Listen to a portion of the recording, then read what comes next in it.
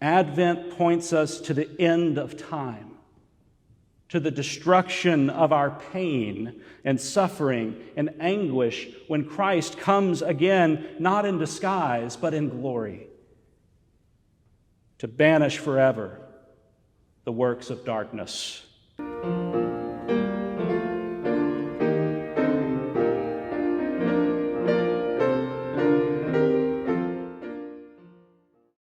In Shakespeare's Richard II, Harry Bolingbroke comes back from his banishment, and the people in the king's court thinks that he's come to steal the crown, and really he's just come to claim his lands after his father died. So the Duke of York comes into the Queen's chambers, and she asks him to share comfortable words in the midst of all of this fear and uncertainty, to which he responds, "Comfort's in heaven, we are on earth, where nothing lives but crosses, cares, and griefs." How full our times have been of crosses, cares, and griefs. I often find myself saying the psalm, "Have mercy upon us, O Lord, have mercy, for we have had more than enough of contempt." As many of you know, our Easter joy was cut tragically short in our family this year when our grandmother died on Easter Day. And as grief renewed itself in our hearts, we found ourselves rejoicing exactly 1 month later over the birth of a child, my nephew. I know I'm not alone in suffering loss this year or in celebrating new life. Many of you have lost family or friends to the pains of death this year. We've all rejoiced in more than a few happy births. Year in and year out, we find our fill of crosses, cares, and griefs.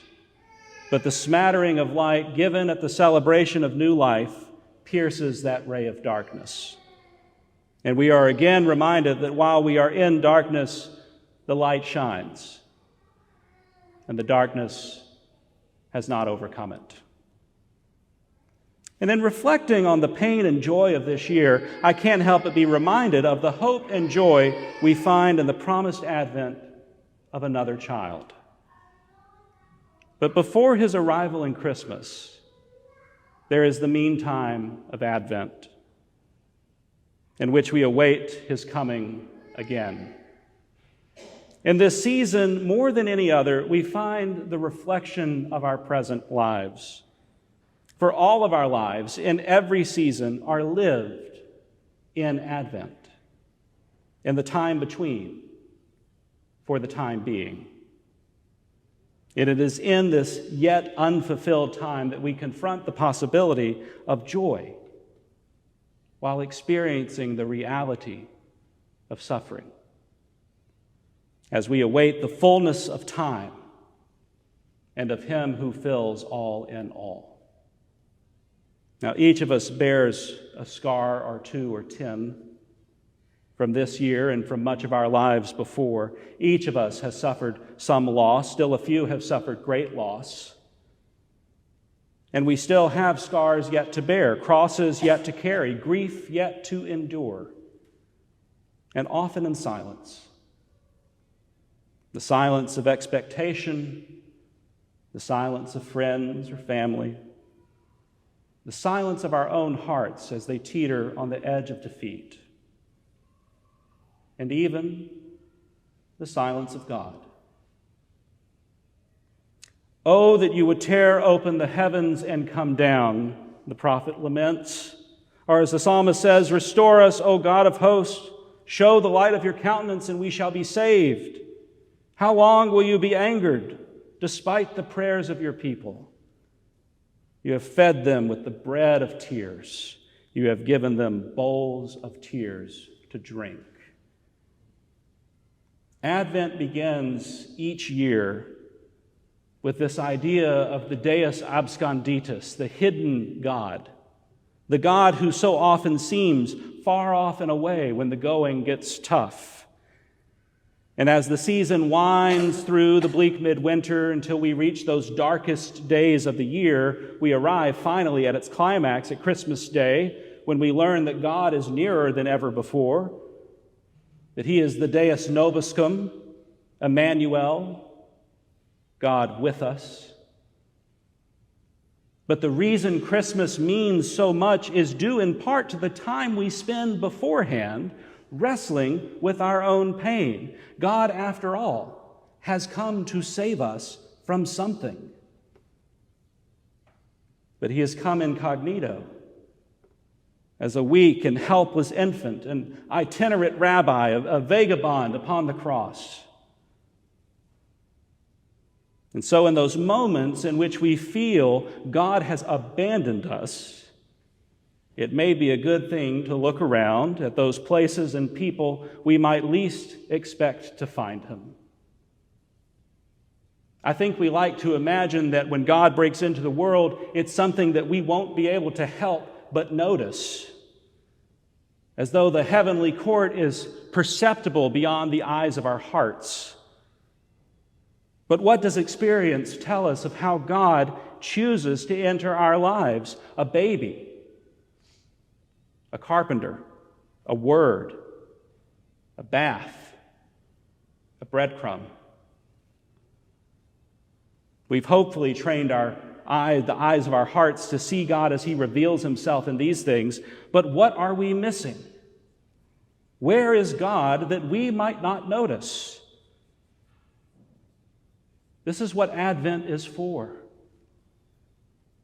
Advent forces us to confront the haunting reality of everyday life while never exhausting hope, never ceasing in prayer, never giving up or giving in. Because despite the triumphs of the world, we've fallen in with the one who says, "Do not lose heart, for I have overcome the world." We have come to know the hidden God as He has revealed Himself to us in Christ. And we have come to hope in His promise to swallow up death forever, to wipe away every tear, to make a home for us in His nest, to bring us to that day when the wolf shall dwell with the lamb and the lion eat straw like the ox, when everyone shall sit under their own vine and fig tree, and no one shall make us afraid. Advent points us to the end of time, to the destruction of our pain and suffering and anguish when Christ comes again, not in disguise, but in glory, to banish forever the works of darkness. Advent points us, like the Eucharist, to that messianic meal in which all are fed from the fullness of God's bounty. Advent is a season of suffering because it recognizes the realities on the ground. But it is also a season of hope because it recognizes the reality of God. This hope, this longing for Christ's return, is to set right the wrongs of the world, can also be in itself a kind of suffering. As Jürgen Moltmann has said, that is why faith, wherever it develops into hope, causes not rest but unrest, not patience but impatience. Hope does not calm the unquiet heart, but it is itself this unquiet heart within man. Those who hope in Christ can no longer put up with reality as it is, but begin to suffer under it, to contradict it. Peace with God means conflict with the world, for the goad of the promised future stabs inexorably into the flesh of every unfulfilled present. Those who have seen the promise cannot help but to suffer under the present. We who have witnessed the might of God in our own lives cannot help but to cry out for ours and others' suffering, and for the God who can end it to do just that. When you did awesome deeds that we did not expect, you came down, the mountains quaked at your presence, says the prophet. It is only natural that we should long for him to do so again, as our ancestors did before us and our descendants will after us. Fleming Rutledge notes in her incredibly moving book, Advent, the Once and Future Coming of Jesus Christ, that in spite of our suffering and the hopelessness of the world around us, the Christian community is not to retreat from the horror into the solace of personal religion, but to proclaim Christ's hope to the world by involving ourselves in strategies of hope, like the ministries being carried out in this parish and in Christian communities around the world even now. When we engage in the world around us, God breaks that silence through us. That God has called us to be a part of his renewal of the world should be cause for courage, and that we are able to apply a balm to even the smallest scar should teach us to wait and hope for that great physician who will heal even the deepest wounds.